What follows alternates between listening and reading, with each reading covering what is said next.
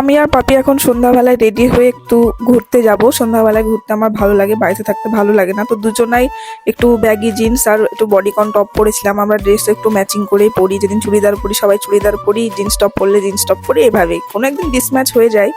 তো তারপর এখানটা এসেছিলাম, এটা মানকড়ার একটা ক্যাফে। এই ক্যাফেটার নাম আই থিঙ্ক হইচই ক্যাফে, আগে অন্য একটা নাম ছিল, আই থিঙ্ক অতিথি নাম ছিল। তো তারপর এখানকার অ্যাম্বিয়েন্সটা দেখতে পাচ্ছ খুবই ভালো। আর সত্যি কথা বলতে পাপিয়া আমার অনেক বছরের বান্ধবী, আর পাপিয়ার সাথে আমার খুবই অদ্ভুতভাবে পরিচয়। সত্যি কথা বলতে আমার লাইফের যখন খুবই একটা খারাপ ফেজ চলছিল, সেই সময় আমার পাপিয়ার সাথে বন্ধুত্ব হয়।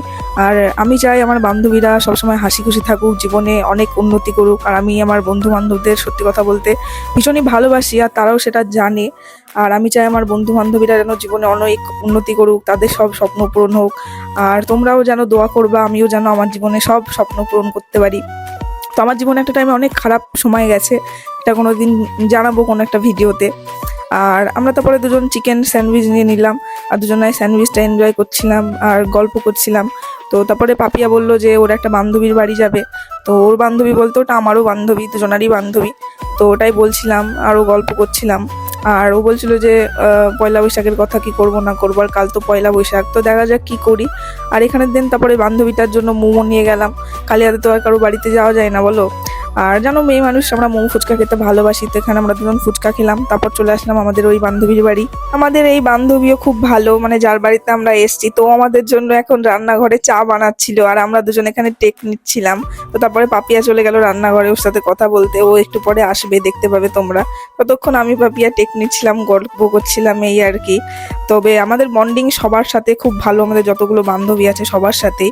আর আমি আমার বান্ধবীদের সাথে, মানে অনেকে বলে মেয়েদেরকে হিংসা করে, এইসব উল্টোপাল্টা কথা, ওই যে আমি আগেই বলেছি, ওটা কার কেমন পার্সোনালিটি, তোমাদের সাথে কেমন ভাইবস ম্যাচ করে, বা তারা মন থেকে ভালো মানুষ কি না সেটা ডিপেন্ড করে। তো এই হচ্ছে আমাদের সেই বান্ধবী। আর ও আমাকে সত্যি কথা বলতে খুবই রোস্ট করে। আর ও আমাকে অনেক আগে থেকে চিনতো, মানে ও আমার রোস্টিং ভিডিও দেখতো, পরে একদিন হুট করে আমাকে সামনাসামনি দেখে, তারপরে বলে ও আচ্ছা আমি তোর তখন ভিডিও দেখতাম বা এইসব। তারপরে আমাদের তো বন্ডিং হয়ে যায়, আমরা সবাই বান্ধবী হয়ে যায়। কিন্তু তার আগে থেকেও আমার ভিডিও দেখতো। যাই হোক, তো এখানে মোমো খাচ্ছিল ওরা, আমার মোমো খেতে ইচ্ছা করছিল না, যাই হোক সেজন্য আমি খেলাম না। আর অনেক কিছু খেয়ে নিয়েছিলাম অ্যাকচুয়ালি। আর এই হচ্ছে আমাদের পাপিয়া রানী, ওকে বলছিলাম দাঁড়া তো জুম করে একটা পোজ নিই, মনে হচ্ছে যেন ও মোমোর অ্যাড করছে। তো এটা কিন্তু খুবই ভালো এসেছিলো। তারপরে দেন আমি চলে আসলাম আমার বাড়িতে। তো আজকের ভিডিওটা কেমন হয়েছে জানিও, আর তোমরা যারা ফলো করোনি ফলো করে নিও, ইউটিউব থেকে দেখলে সাবস্ক্রাইব করে নিও। বাই, দেখা হবে নতুন ভিডিওতে, ভালো থাকো।